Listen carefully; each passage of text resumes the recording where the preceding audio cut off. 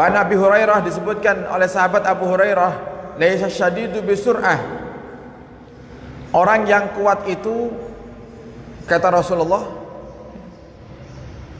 laisa syadidu bisur'ah, orang yang kuat itu bukan orang yang pintar bergulat, pintar karate, pintar apalagi silat, bukan orang yang kuat, orang yang pintar bela diri itu bukan seperti itu, kata Nabi Muhammad. Innamas syadidul ladzi yamliku nafsahu indal ghadab, orang yang kuat itu orang yang bisa menahan dirinya di saat emosinya muncul, ngempet. Orang yang pintar ngempet di saat emosi, itu orang yang kuat versi Islam. Menurut Nabi kita Muhammad, yang kuat bukan orang yang pintar bergulat atau yang berotot badannya, bukan. Orang yang bisa menahan emosinya di saat emosi itu muncul. Dan ini pernah terjadi kepada Nabi kita Muhammad.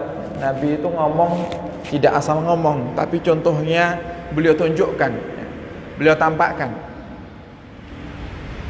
Pernah suatu hari ada seorang Yahudi,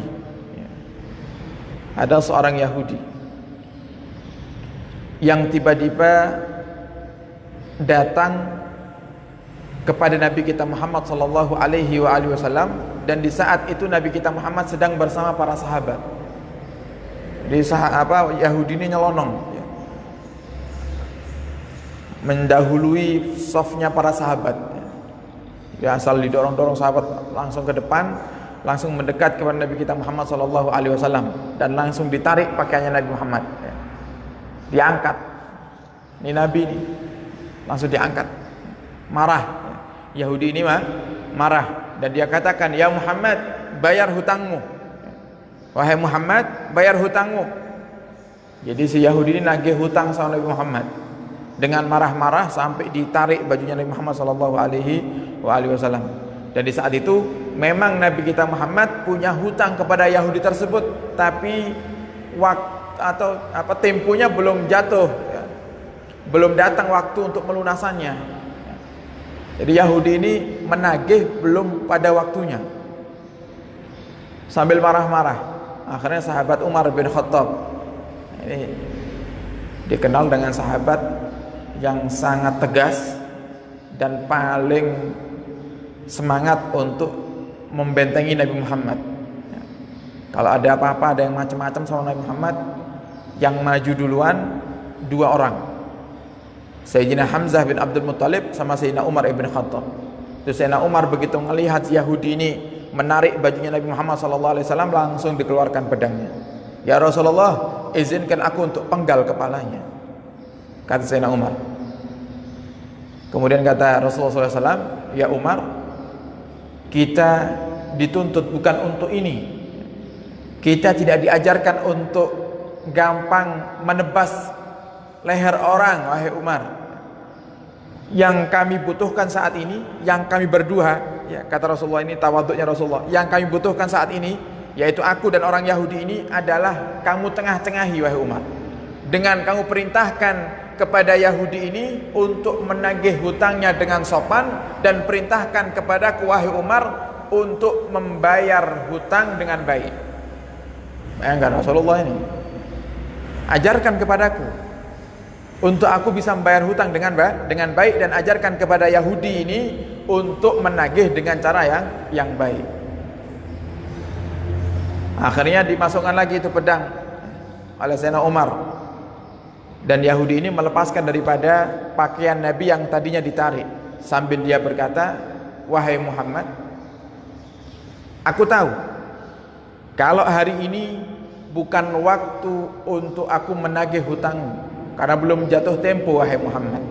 Aku datang sengaja dengan marah-marah untuk mengujimu, karena aku baru membaca dalam kitab Taurat tentang sifat-sifat Nabi akhir zaman. Nah, sedangkan kamu, wahai Muhammad, kamu mengaku Nabi akhir zaman. Aku ingin buktikan apakah sifat yang disebutkan dalam kitab Taurat itu ada pada dirimu." Dan ternyata kenyataannya benar, wahai Muhammad, sifat itu ada. "Fa asyhadu an la ilaha illallah wa anna Muhammadar Rasulullah." Kalau begitu ini, wahai Muhammad, aku ingin masuk Islam. Tiada Tuhan selain Allah, dan Muhammad adalah utusannya. Itu cerita daripada kesabaran Nabi kita Muhammad yang membawa orang Yahudi bisa masuk ke dalam ajaran Islam. Nabi kita Muhammad dalam keadaan yang seperti itu tetap sabar. Kalau zaman kita sekarang ya, yang hutang yang ngamuk-ngamuk biasanya kalau ditagih ini banyak yang sambat ini ya. Waktu ngutang melas-melas ya, nangis-nangis, diceritakan masalahnya, wah ini anak saya masuk rumah sakit kecelakaan macam-macam, tolong saya dibantu Pak Haji, tolong dibantu untuk apa biaya saya hutang, nanti setelah beberapa bulan saya bayar. Nangis-nangis, giliran nanti sudah dapat apa waktunya atau sudah jatuh tempo ditagih sama Pak Hajinya, yang ngutang yang marah-marah. Nah ini kalau kejadian zamannya Rasulullah yang terjadi kepada Rasulullah tadi, kita cari di zaman kita sekarang ya mungkin ya, dari jutaan orang cuma 1 atau 2 orang yang bisa seperti itu ya. Ditagih belum jatuh tempo, marah-marah yang nagih, tapi nabinya tetap sabar.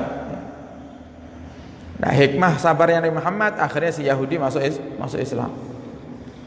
Fal hijju wal ghadab minal bawa'is azimah alal ghibah. Kebencian dan emosi dan kemarahan itu adalah faktor yang paling besar yang menyebabkan kita semuanya menggunjing. Jadi sudah jelas ini, kalau kita benci orang pasti kita gunjing orang itu.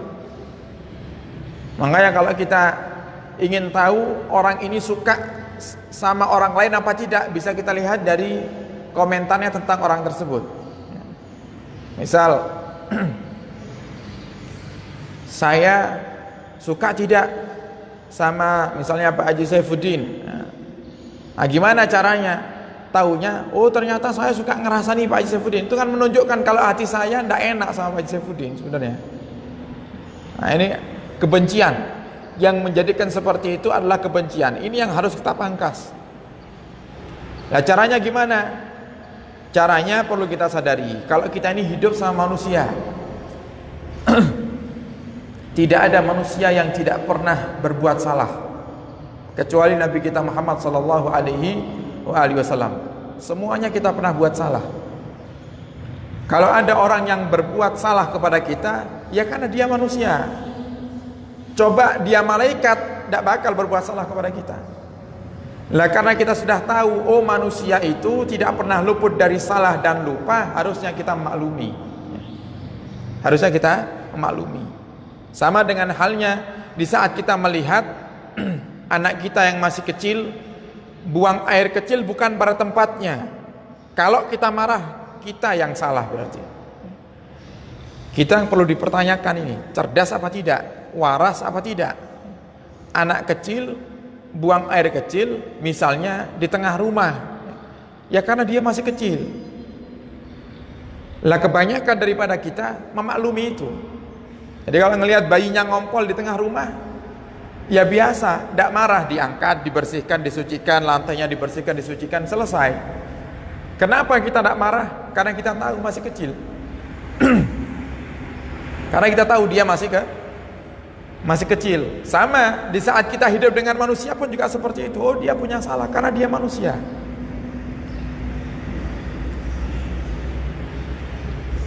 Hendaknya kita memaafkan, membiasakan diri untuk memaafkan dan melupakan daripada keburukan orang lain. Jadi kalau ada orang berbuat salah, ingat sudah kebaikannya, lupakan keburukannya. Ada tipe orang itu yang tidak baik. Apa itu? Paling suka ngingat-ingat keburukan orang lain padahal cuma sekali, sedangkan kebaikannya 1000 dilupakan. Ada tetangga, oh tiap hari ngasih makanan kepada kita, tiap hari kalau berjalan selalu menyapa dengan sopan. Kemudian suatu hari tetangga ini bikin kesalahan, entah karena dia sengaja ataupun tidak, kita tidak tahu. Langsung kita benci tetangga tersebut karena satu kesalahannya, kita lupakan 1000 kebaikannya di masa yang lalu. Ini adalah sifat yang tidak baik. Ini sifat harusnya kita berlakukan untuk diri kita sendiri. Kalau untuk diri kita sendiri, jangan ingat-ingat kebaikan kita, lupakan. kalau kamu pernah bersedekah, lupakan kalau kamu pernah infak ke pondok pesantren, lupakan kalau kamu pernah infak di masjid. Ingat-ingatlah keburukanmu. Itu kalau diri kita sendiri. Tapi kalau untuk orang lain, lupakan keburukan mereka, ingatlah kebaikan mereka. Sehingga dengan kebaikan-kebaikan itu bisa meredam daripada emosi kita, memadamkan emosi di saat mereka berbuat salah. Yang kedua, penyebab orang itu menggunjing adalah muwafaqatul aqran wa mujamalatur rufaqa. Kepingin dianggap setia, kepingin dianggap setia oleh kawannya. Wah, ini temanku yang benar, ini temanku yang selalu dukung saya, ini sahabat sejatiku ini. Nah, kepingin dibilang seperti itu, sehingga di saat temannya menggunjing, dia tambah-tambahi. Misal temannya menggunjing, itu loh, saya punya tetangga itu kurang ajar. Oh iya, itu emang kurang ajar. Nah, seakan-akan kita dukung dia. Tujuannya supaya apa? Supaya teman kita ini berbuat baik kepada kita atau senang dengan kita.